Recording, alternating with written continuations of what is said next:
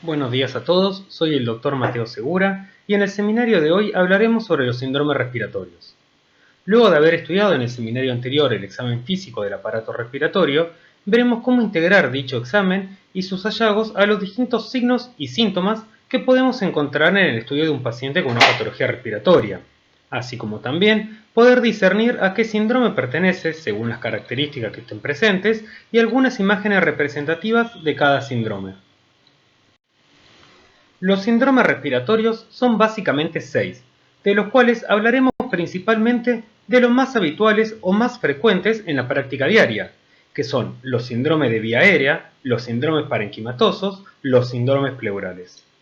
Los restantes son los mediastínicos, los vasculares y la debilidad muscular, que son menos frecuentes y por eso no lo veremos en este seminario, pero sí deberán estudiarlos del libro Argente Álvarez. ¿Cómo distingo los síndromes respiratorios? Fundamentalmente por la historia clínica del paciente. Y como ya sabemos, para eso debemos confeccionarla de forma completa, comenzando con una buena anamnesis, donde indagaremos no solo sobre el estado actual del paciente, sino también sobre sus antecedentes, hábitos, ocupación laboral, etc. En los siguientes pasos, es decir, en el examen físico, se deberá ser completo buscando todas aquellas alteraciones que puede haber. Para ello es fundamental tener bien estudiado el seminario anterior. Los síndromes de la vía aérea se subclasifican en obstructivos e infecciosos. Dentro de los obstructivos, a su vez, tendremos al EPOC, el asma y los síndromes obstructivos de la vía aérea superior, que en general son agudos y se deben resolver rápidamente. Los síndromes infecciosos pueden ser agudos, como la traqueobronquitis aguda, o crónicos, como la bronquitis crónica reagudizada. Como dijimos anteriormente, dentro de los síndromes obstructivos de la vía aérea encontraremos al EPOC, al asma y a los síndromes obstructivos de vía aérea superior. El EPOC está compuesto por dos entidades, la bronquitis crónica, que es una entidad fundamentalmente clínica, donde el paciente debe tener tos y expectoración durante 3 meses en 2 años consecutivos. El enfisema pulmonar, donde aparte de la clínica característica, yo tengo que demostrar una lesión anatómica, y esto lo hago habitualmente mediante algún método por imágenes, como ser una radiografía de tórax o una tomografía computada de tórax. Vale aclarar que no todo enfisema es EPOC, y no todo bronquial crónico es EPOC, así como tampoco todo tabaquista es EPOC. ¿Cómo voy a encontrar al paciente con EPOC? Fundamentalmente, el paciente con EPOC que esté sintomático, es decir, que consulta por guardia, es el paciente que principalmente tiene disnea, que es independiente de la posición que adopte, a diferencia de la insuficiencia cardíaca como veremos más adelante. También suele tener tos, que en general es seca en el caso del enfisematoso, aunque puede ser productiva en el caso de los bronquiales crónicos. Nuestro paciente también puede estar utilizando los músculos accesorios de la respiración, en cuyo caso nos estará dando la pauta de que nuestro paciente está con signos de dificultad ventilatoria, lo mismo que si presenta tiraje. Esto es más característico de los pacientes con un EPOC reagudizado o los que están infectados. También nuestro paciente presentará el típico tórax en tonel, que es aquel tórax en el cual hay un aumento del diámetro anteroposterior. Y si nuestro paciente es un EPOC avanzado, es decir, que tiene un importante atrapamiento aéreo, presentará dos signos característicos, el signo de Litten y el signo de Huber. El signo de Litten es un cambio de aparición en las últimas costillas, apareciendo las presiones torácicas y no las abdominales, y puede manifestarse como una retracción a nivel costal. El signo de Huber es el movimiento costal paradójico durante la inspiración, con un desplazamiento hacia adentro de los últimos 2 arcos costales durante la inspiración. En la palpación, cuando examino al paciente con el torso desnudo, luego de la palpación en mano de escultor, debo realizar la prueba de elasticidad torácica, en donde, como ya explicamos anteriormente, coloco una mano por delante y otra por detrás del tórax del paciente, y realizo compresiones durante la expiración. En estos pacientes con EPOC, hay una disminución de la elasticidad torácica, es decir, que el tórax está más rígido de lo habitual. Al evaluar las vibraciones vocales y decirle al paciente que diga 33, comprobaremos que las vibraciones están disminuidas de forma global. Este dato, es decir, que estén disminuidas de forma global, es importante recordarlo, dado que veremos otras patologías donde hay una disminución de las vibraciones vocales, pero de forma parcial o segmentaria. En la percusión encontraré que hay un aumento del volumen pulmonar, porque el diafragma está descendido con respecto a lo normal.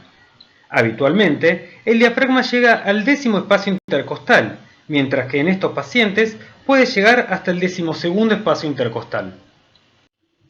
A su vez, cuando yo evalúo la excursión diafragmática, es decir, cuando percuto la región posterior del tórax y al llegar a las bases pulmonares le pido al paciente que tome aire profundamente y lo contenga, y sigo percutiendo y veo cómo cambian los sonidos, aumentando la cantidad de sonoridad, esa excursión diafragmática, que habitualmente tiene de 4 a 6 centímetros, se reduce a 2, y esto es debido a que el pulmón ya está expandido con los diafragmas descendidos y esa excursión diafragmática es menor.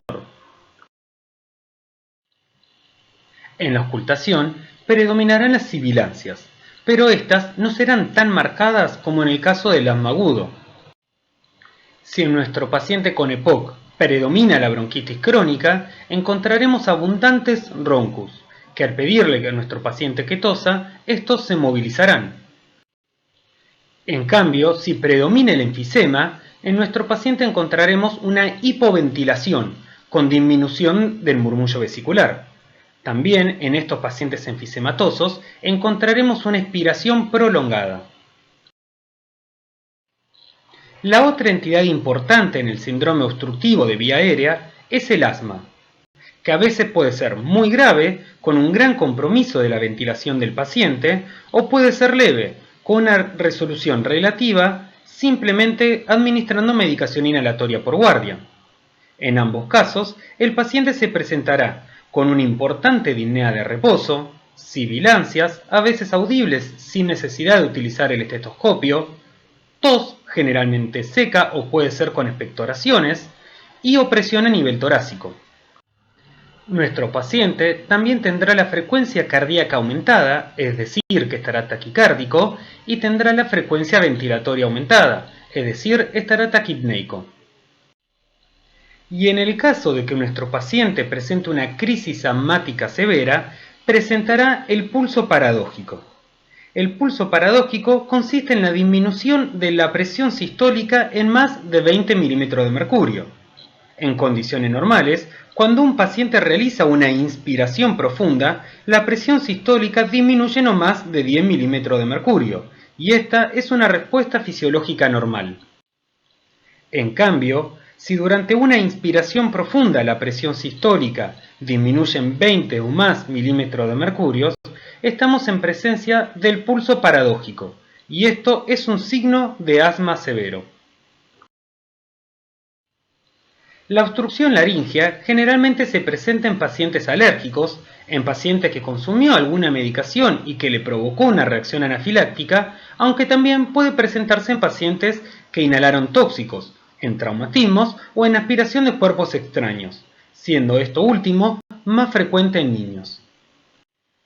Estos pacientes pueden desarrollar una epiglotitis, es decir, la inflamación del epiglotis, un edema angioneurótico, también llamado angioedema, que es el edema de mucosas y tejido celular subcutáneo y o submucoso, o una laringotraqueitis, también llamado CRUP, que es la inflamación de la laringe y de la tráquea. Generalmente se presentan con una obstrucción de la vía respiratoria alta, por lo que se manifiestan con asfixia, generalmente agarrándose el cuello, con una importante disnea y en ocasiones con cianosis. También utilizan los músculos accesorios respiratorios con el fin de superar dicha obstrucción. Tienen tiraje, cornaje, que es una inspiración ruda, similar a la de la sibilancia, pero más turbulenta e intensa, y tienen estridor laríngeo respiratorio, que es un sonido agudo bien intenso. Ya finalizando con los principales síndromes obstructivos, les damos un cuadro comparativo Entre los hallazgos del paciente enfisematoso, clásicamente llamado el soplador rosado, y el paciente bronquial, llamado también abotagado azul. Aquí veremos que el paciente enfisematoso predomina la disnea, posee escasa tos, con escasa expectoración, un tórax en tonel con un aumento del diámetro anteroposterior, generalmente no presenta cianosis y los ruidos respiratorios están disminuidos. Y el paciente con EPOC, donde predomina la bronquitis crónica, la disnea es de inicio tardío y de forma intermitente. Predomina la tos con abundante expectoración. El tórax no necesariamente será en tonel, habrá signo de cianosis y el murmullo vesicular podrá estar conservado. Comenzando con las imágenes, le presentamos una radiografía de tórax anteroposterior de una mujer de 82 años, en donde a simple vista podemos observar un aumento del volumen pulmonar en comparación con lo habitual. Como dijimos anteriormente, los pulmones habitualmente cubren los primeros 10 espacios intercostales, mientras que en un paciente con EPOC puede cubrir hasta el 11º o 12º espacio intercostal. Esta imagen es la misma de la anterior, solamente que se resaltó en color rojo el volumen pulmonar, que si lo comparamos con una imagen normal de una radiografía de tórax, veremos que está aumentado. Esta es una radiografía de la misma paciente, pero en perfil, donde observamos un realce de la aorta que es característico en personas de tercera edad por la calcificación de sus paredes. Y aquí vemos, resaltado en color rojo, el tórax en tonel, es decir, el aumento del diámetro anteroposterior que es característico de los pacientes con EPOC. Como dijimos en las primeras diapositivas, los síndromes de vía aérea se dividían en obstructivos, que fueron principalmente los que ya vimos, y los infecciosos. Los síndromes infecciosos fundamentalmente son dos: la traqueobronquitis aguda y la bronquitis crónica reagudizada. La traqueobronquitis aguda es la clásicamente mal llamada mejor dicho, bronquitis, que a partir de los primeros meses de invierno, los pacientes comienzan a consultar por síntomas inespecíficos, como ser tos, febrícula o fiebre, y secreciones que a veces son mucopurulentas, pero que no tienen demasiada traducción semiológica. Puede haber sibilancias o roncus, pero generalmente no hay demasiados signos al examen físico. La bronquitis crónica reagudizada, en general, se trata de un proceso infeccioso del EPOC, donde encontraremos una exacerbación de los signos y síntomas que ya vimos anteriormente, además de fiebre y una repercusión general en el paciente. Los síndromes parenquimatosos incluyen los síndromes de condensación, los síndromes cavitarios y las patologías intersticiales del pulmón. Aquí veremos los síndromes de condensación y la patología intersticial del pulmón, ya que los síndromes cavitarios hoy se ven muy poco en la clínica diaria, ya que predominaban cuando fundamentalmente la tuberculosis era más frecuente.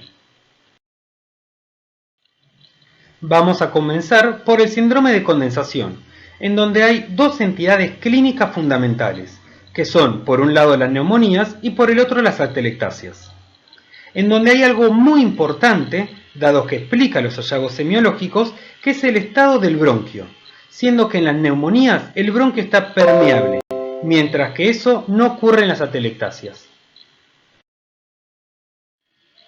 Aquí vale aclarar que las neumonías no son las únicas causas de síndrome de condensación, sino que también se incluyen los tumores, el edema pulmonar y las neumonitis.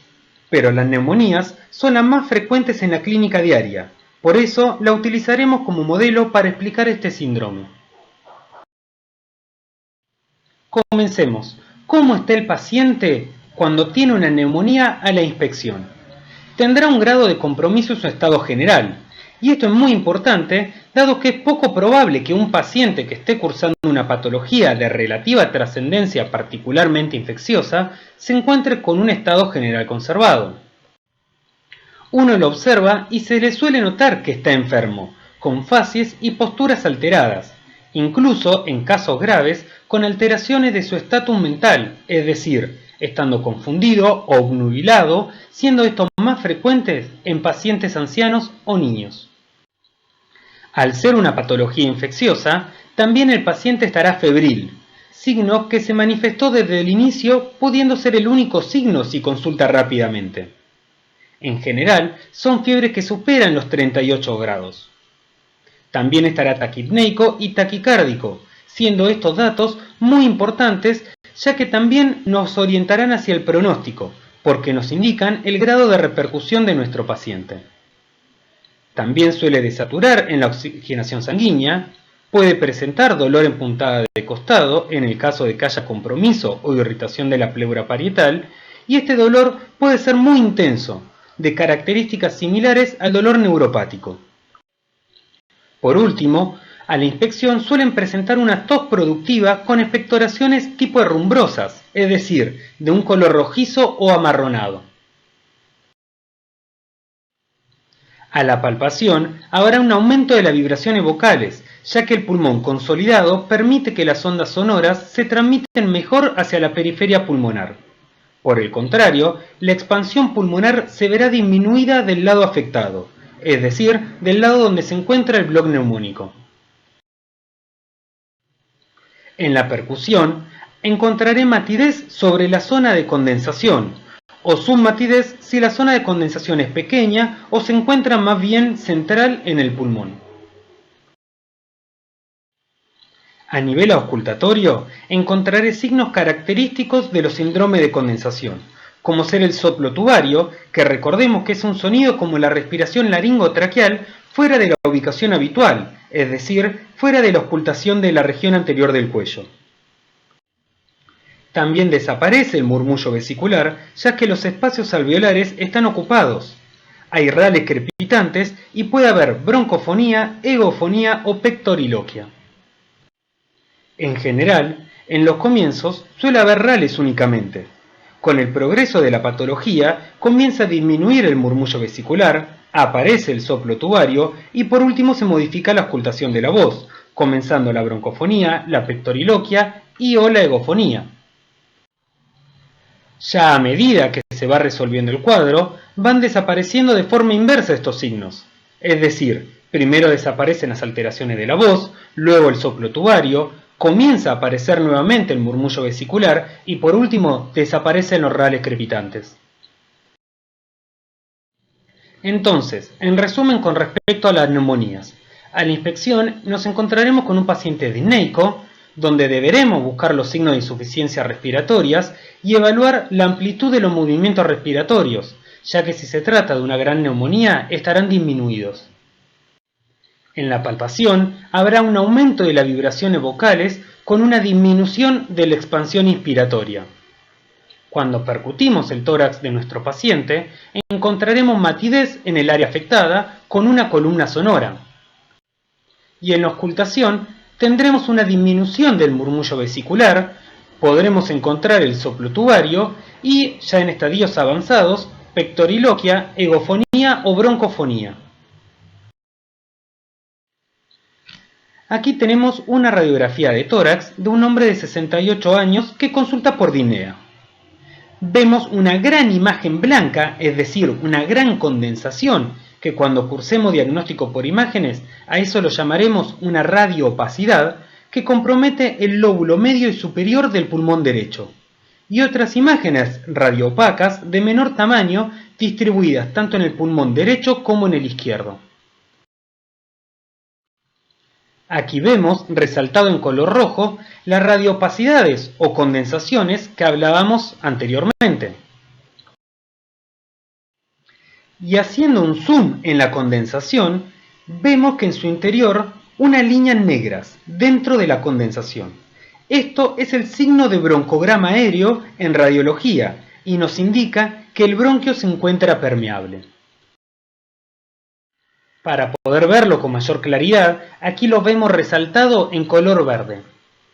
Esto es el signo de broncograma aéreo que los encontramos en los síndromes de condensación con bronco permeable, por ejemplo, en las neumonías. Entonces, Si tenemos un síndrome de condensación, es decir, una radiopacidad con un signo de broncograma aéreo, podemos afirmar que es una radiografía de una neumonía multilobar, dado que compromete varios lóbulos pulmonares y bilateral, ya que está presente en ambos pulmones. Ahora le mostraremos una tomografía computada de tórax con cortes axiales de una neumonía, donde verán marcado con el puntero del mouse el signo de broncograma aéreo. Obviamente, al tratarse de una tomografía computada, la resolución será mejor y podremos apreciar mucho mejor los signos de la síndrome de condensación. Y finalizando el video, verán también la destrucción del parénquima pulmonar, que eso es característico, es decir, un signo característico del enfisema pulmonar.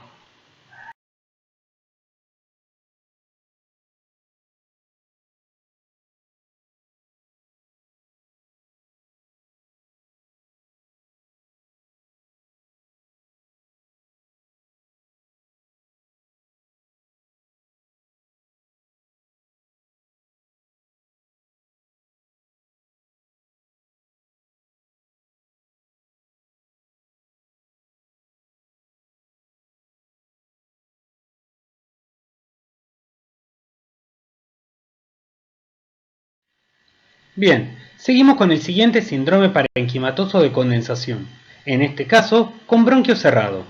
Aquí hablaremos de la atelectasia. En la atelectasia hay una pérdida del volumen funcionante pulmonar, y las causas se deben a la obstrucción del bronquio por secreciones o tumores que comprometen al bronquio, siendo esta la causa más frecuente, pero también puede deberse al defecto del factor de surfactante o a una compresión alveolar. Al estar el bronquio cerrado, tendrá características semiológicas distintas al otro síndrome de condensación. En nuestro paciente podremos observar una reducción del hemitórax que está afectado, tanto en inspiración como en expiración. También habrá una disminución de la expansión del pulmón afectado y sobre la atelectasia habrá abolición de las vibraciones vocales y matidez a la percusión.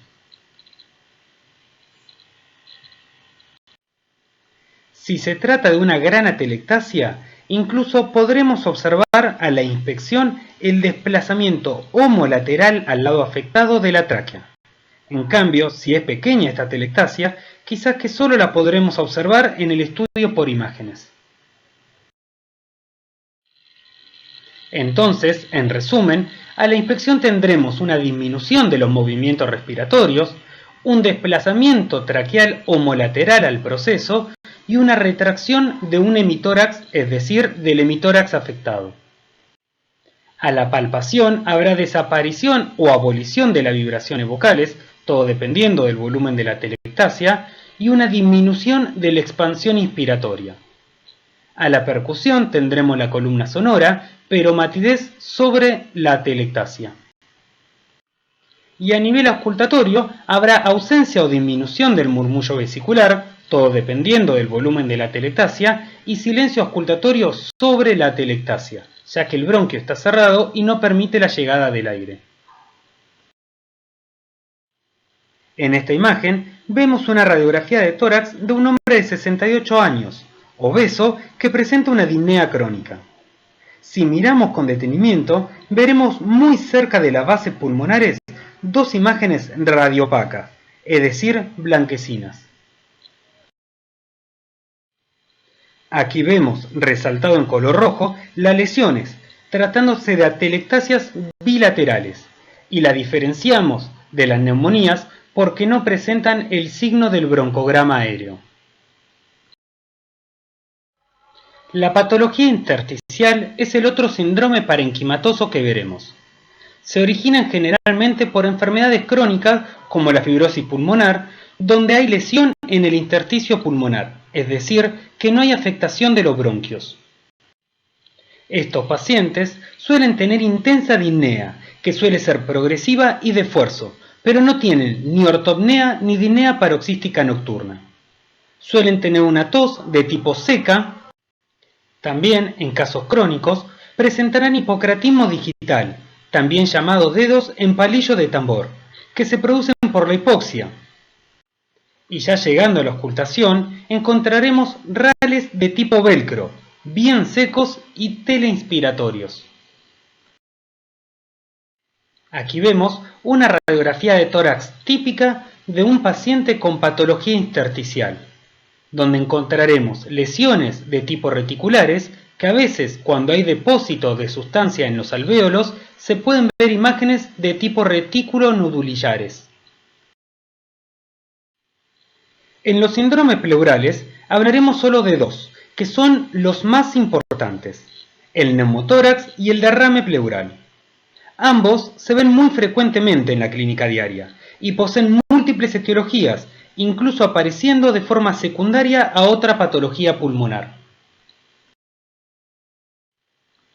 Recordando un poco de fisiología, y seguramente lo verán con mayor profundidad en patología, a los derrames pleurales se los subclasifica en transudados y exudados. La causa más frecuente de los transudados son la insuficiencia cardíaca, el síndrome nefrótico, la cirrosis y la hipoproteinemia, mientras que en el caso de los exudados son infecciones, tumores, tromboembolismos pulmonares, traumatismos y colagenopatías. Al examen físico de un paciente con derrame pleural tendremos disnea, que será proporcional al tamaño del derrame y se podrá ver afectado según la etiología del mismo. También presentará tos seca, irritativa, y muy frecuentemente hay un dolor intenso y localizado en la zona del derrame. También habrá afección de la movilidad del hemitórax afectado. Y si es un gran derrame, encontraremos desplazamiento de la tráquea de forma contralateral al lado afectado. En estos pacientes podemos llegar a observar un patrón respiratorio de tipo restrictivo, que como ya dijimos en el seminario anterior, hay taquipnea e hipopnea, es decir, respiraciones rápidas pero de baja amplitud. En la palpación encontraremos un frote, es decir, vibraciones en la zona del derrame al realizar la maniobra de mano de escultor. Esto principalmente se da en los derrames de tipo exudativos. También encontraremos abolición de las vibraciones vocales en la zona afectada, dado que el líquido no permite que se transmitan las vibraciones vocales. Es bueno recordar la fisiopatología del derrame pleural, en donde el líquido no está dentro del pulmón, sino en el espacio pleural, por lo que se separan las pleuras parietales de las viscerales. En la percusión de esta patología, la característica es la matidez de la columna vertebral en la zona del derrame. Como ya estudiamos, en condiciones normales la columna es sonora, pero en la presencia de un derrame pleural a la altura del derrame se genera matidez. También habrá matidez sobre la zona del derrame. Y si nuestro paciente posee un derrame pleural de tipo trasudado y el líquido está libre en el espacio pleural, aparecerá el signo del desnivel al realizar cambios en los decúbitos del paciente. Es decir, que si nosotros percutimos a nuestro paciente estando en un decúbito dorsal y encontramos una matidez, al cambiar el decúbito o la posición de nuestro paciente, esa matidez podrá llegar a desaparecer en el caso de que el líquido esté libre. En la auscultación hay ausencia del murmullo vesicular. Sobre el borde superior del derrame aparecerá el soplo pleurítico, que es parecido al soplo tubario, pero de una menor intensidad y con una tonalidad en E. También encontraremos pectoriloquia áfona y egofonía. A modo de resumen del derrame pleural, en la inspección encontraremos una disminución de los movimientos respiratorios con un abombamiento del hemitórax afectado y un patrón respiratorio de tipo restrictivo, es decir, con taquipnea e hipopnea. En la palpación habrá abolición o disminución de las vibraciones vocales con un aumento por encima de la zona del derrame. También encontraremos una disminución de la expansión inspiratoria. En la percusión habrá matidez desplazable con hipersonoridad por encima del derrame y la columna se encontrará mate. Este es el único caso en donde la columna pasa a ser sonora a mate. Y en la auscultación habrá ausencia o disminución del murmullo vesicular con un soplo pleurítico NE y signo de condensación por encima de la zona del derrame. Aquí vale aclarar que estas alteraciones por encima del derrame pleural se debe a que el pulmón se encuentra hiperinsuflado para intentar compensar la pérdida del volumen pulmonar. Esta imagen corresponde a una radiografía de tórax de un hombre de 62 años, donde observamos una importante radiopacidad izquierda con un desplazamiento de la tráquea de forma contralateral. Esto, como dijimos, es característico de derrames masivos. Y aquí vemos resaltado en color rojo todo lo que es el derrame pleural, en verde la tráquea que se encuentra desviada y en azul una línea que marca la línea media del tórax. El otro síndrome pleural del que vamos a hablar es el neumotórax, que es la presencia de aire en la cavidad torácica por fuera del pulmón, es decir, entre ambas hojas pleurales. Este aire ingresa por una solución de continuidad de la pleura, generando un colapso parcial o total del pulmón. Existen dos tipos de neumotórax: el normotensivo, que es el más benigno, y el hipertensivo, que es una emergencia médica. Aquí, el aire entra al espacio pleural sin poder salir, generando que cada vez se acumule mayor cantidad de aire, empeorando el cuadro de forma progresiva, incluso hasta poder llegar a colapsar estructuras vasculares y comprometer la vida del paciente. En este caso, el paciente tendrá una intensa disnea que se intensificará gradualmente. También presentará hipotensión arterial por una caída del retorno venoso e incluso falla de bomba cardíaca por una compresión extrínseca. El neumotórax de tipo normotensivo, en cambio, es más benigno y rara vez compromete la vida del paciente. Este, a su vez, se subclasifica en espontáneo y traumático. El espontáneo puede ser primario por una ruptura de una bulla subpleural, generalmente en pacientes jóvenes con una morfología longilínea, o secundario a una patología pulmonar subyacente. El neumotórax normotensivo traumático puede ser iatrogénico, es decir, por un daño no deseado ni buscado o como un efecto secundario en un procedimiento médico, o no iatrogénico, por ejemplo, en traumatismos de tórax abiertos o cerrados. Al examen físico, en la inspección, tendremos una disminución de los movimientos respiratorios con un desplazamiento de la tráquea contralateral al hemitórax afectado y un abombamiento del hemitórax afectado. A la palpación habrá abolición de las vibraciones vocales y una disminución de la expansión inspiratoria del hemitórax afectado. La percusión se verá modificada en gran medida al grado de neumotórax que presente nuestro paciente, pudiendo encontrar timpanismo a la percusión en caso de neumotórax masivos o una hipersonoridad. Y a la auscultación tendremos silencio auscultatorio, ya que el pulmón se encuentra colapsado en el caso de neumotórax masivos, y podemos llegar a encontrar un soplo anfórico, que es un soplo con un sonido similar al soplar dentro de una botella. En esta radiografía de tórax de un hombre de 64 años encontraremos varias cosas. Se trata de un paciente masculino, como dijimos anteriormente, que presentó disnea súbita con una afectación en su estado general, por lo que se tuvo que realizar un procedimiento quirúrgico para poder resolverlo. En primera instancia, vemos resaltado en color rojo un tubo que está inserto en el tórax.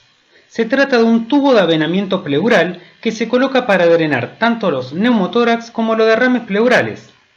Si se trata de un neumotórax, se debe colocar en la zona media superior del tórax afectado, mientras que en los derrames pulmonares se coloca en la cercanía de las bases. Si siguiésemos este tubo, en el otro extremo observaríamos un frasco con dos tubitos en la tapa y agua dentro. Este frasco se llama frasco de Boulud y es una trampa de agua para que cuando el paciente tosa o respire salga aire y por tanto la gravedad como por el efecto del agua, el aire no vuelva a ingresar a la caja torácica, permitiendo que el pulmón se expanda nuevamente. Resaltado en color verde en la base del hemitórax derecho, podemos observar que los senos costofrénicos están ocupados, lo que podemos interpretar como presencia de líquido, es decir, un derrame pleural. Sobre este derrame veremos una condensación, que en este caso no tiene broncograma, es decir, se trata de una atelectasia. En los vértices pulmonares, si nos fijamos con detenimiento, podemos ver una pequeña línea en la cual no hay trama pulmonar, lo que nos indica que el pulmón no se terminó de expandir de forma completa, estando presente todavía el neumotórax, pero seguramente de menor tamaño. Y si afinamos bien la vista, aunque seguramente con la palpación lo encontraríamos, podemos ver la fractura de la costilla que seguramente generó este neumotórax, y a su vez aire en el tejido celular subcutáneo, lo que denominamos enfisema subcutáneo. Esto último está resaltado en color violeta. Aquí en cambio veremos un video de un neumotórax en una tomografía computada de tórax.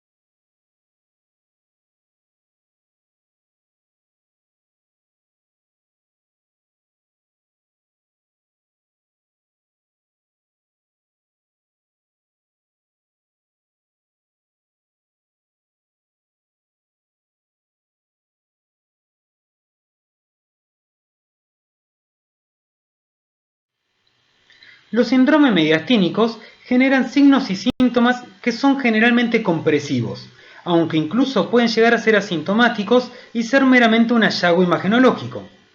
Hay dos entidades que veremos con mayor detenimiento en neurología, que son el síndrome de Claude-Bernard-Horner y el síndrome de Purfure-du-Petit. Estos se producen por una lesión del ganglio estrellado, generalmente secundario a tumores en el ápice pulmonar derecho. En el síndrome de Claude-Bernard-Horner, nuestro paciente tendrá ptosis palpebral, miosis, enoftalmos y anhidrosis, mientras que en el Purfure-du-Petit habrá lagoftalmos, midriasis y exoftalmia. En cambio, los pacientes que presenten un compromiso mediastinal por una compresión de la vena cava superior pueden desarrollar un edema en esclavina, es decir, que ocupe toda la región del cuello, una cianosis e ingurgitación yugular.